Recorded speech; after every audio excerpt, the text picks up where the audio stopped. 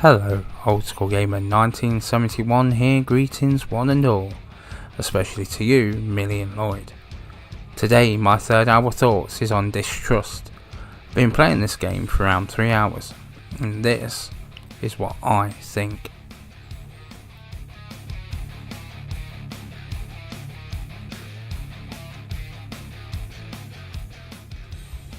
Distrust by Cheerdealers, survival horror game that came to the PlayStation 4 in 2018.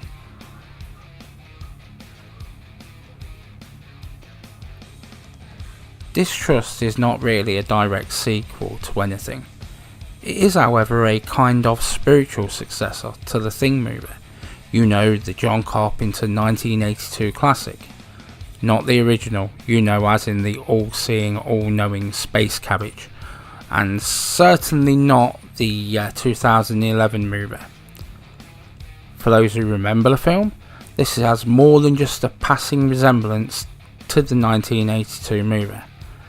And finally, could this be the sequel that we have all been waiting for?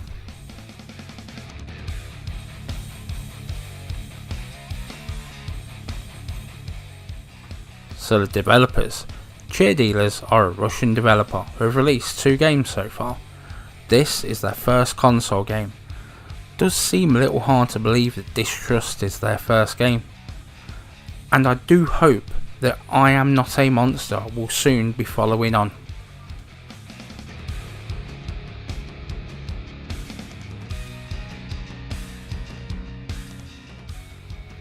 You play as various survivors of a helicopter crash, and you must take control and salvage supplies and keep them warm, healthy and sane.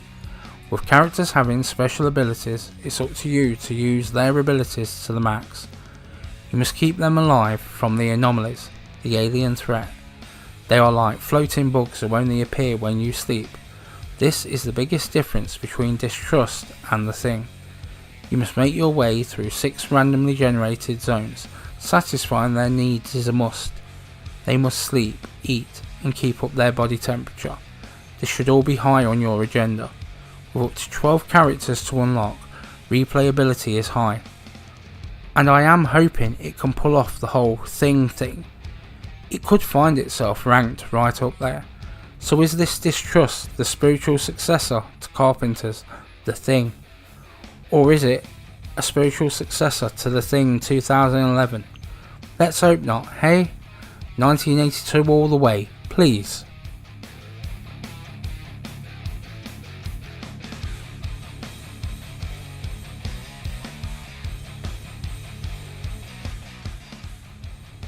There is an intro once the game loads, a group of people around the radio listening to a distress call, then a helicopter approaching a snow covered base. The helicopter goes down and we cut to the title screen. The voiceover isn't bad. I can't understand what the hell they are saying, but that's still not a bad thing.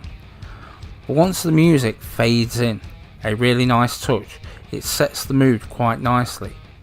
Yes, the game has cartoony graphics, but sometimes that's just fine. Here it works well, complementing the gameplay style.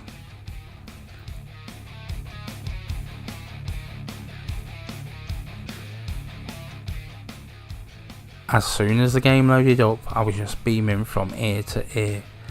Its graphical style, its Theme Hospital, sets The Thing one of my favourite movies, crossed with Theme Hospital one of my favourite games. The graphics are cartoony, yes, but that's just the same as Theme Hospital. Again, as with the intro, it works just fine. Everything is clear and you can see what you need to see, and the detail in the areas is also quite good. Shelves, desks, cupboards, etc. Being able to zoom in is also kinda cool. Its isometric style makes the camera easy to control. In fact, the whole interface is good. The graphics are pleasing to the eye and it does really fit with the Theme Hospital graphical style so very well.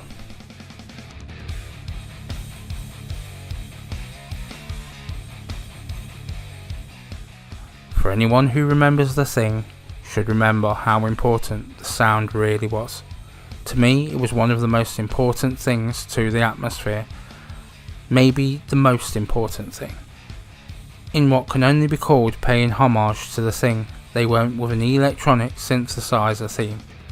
This again really works, as you can still hear the wind, aliens, etc. in the background.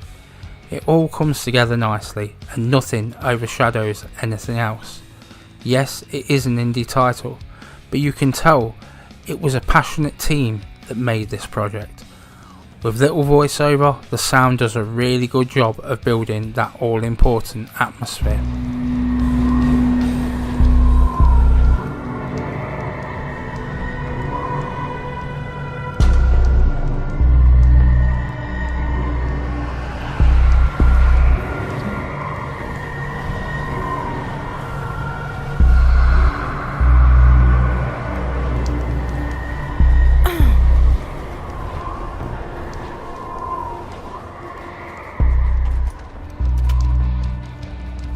As said earlier quite a few times, this is more than a little bit like Theme Hospital. This is cool, as I would never have guessed how good this would have all worked out. The way in which the rooms are hidden until you enter them, the aliens don't like light. So always make sure you fill up the generator when you sleep. That's when the aliens come out. You have 3 bars, which you have to keep topped up: warmth, stealth and satiety. It seems simple, yes. No, the map is randomly generated. Idea to note what each cabin has within it.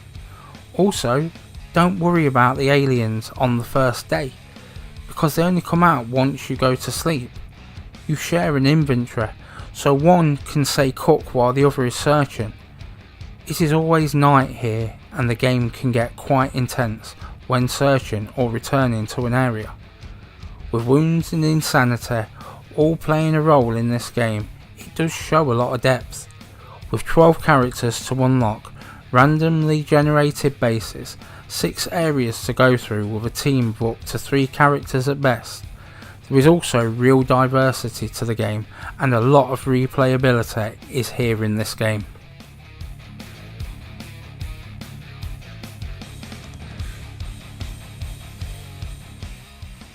Now, it might be a bit of a shock, but you might have guessed by now.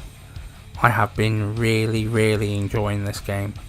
Graphics and sound really work rather well together. There is no need to say it's only an indie title, as this holds its head high. The game is something I haven't seen before, not in this genre. It feels like the movie did. You feel alone. Yes, there is 2 or 3 of you, until 1 or more of your team slips into a coma. When you get to an area, your bars are running low, and you are scavenging, hoping you find what you need most, knowing that if it isn't what you need, then it's game over. When your strongest character is the first to fall, when you find the adrenaline shot, knowing it will give you a lifeline. This is a survival horror game with the emphasis on survival. It is a game I will return to again and again. It has that just one more go, but more important than that, it is fun and can get quite intense.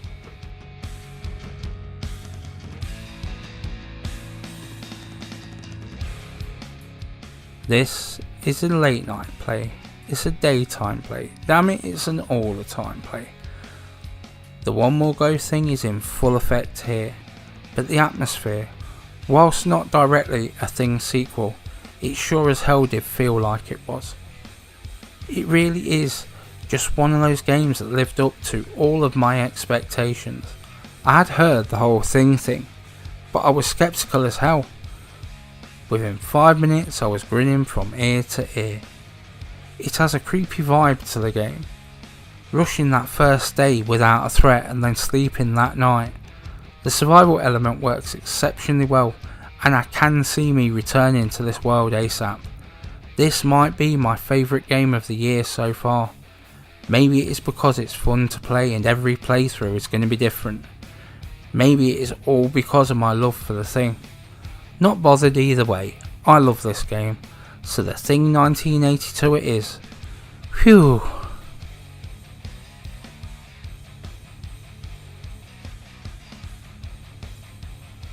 So that about wraps it up. I hope you all have a good day. If this has been helpful in any way, please like, comment, share and subscribe. It helps the channel grow and makes an old man happy. I post new videos every week. Let me know what you think down below in the comments. Old School Gamer 1971 signing off.